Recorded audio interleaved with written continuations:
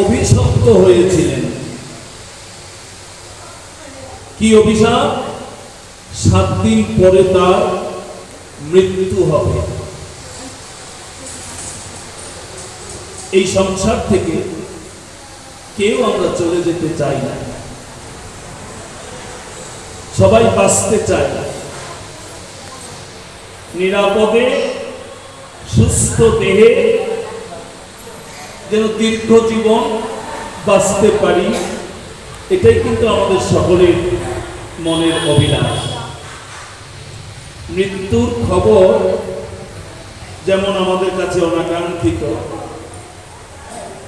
মৃত্যু বরণ করব এই ভাবনাটাও আমাদেরকে অনেকটা বিমর্ষ করে তোলে। কিন্তু যতই মন খারাপ হোক, যতই বিষণ্ণ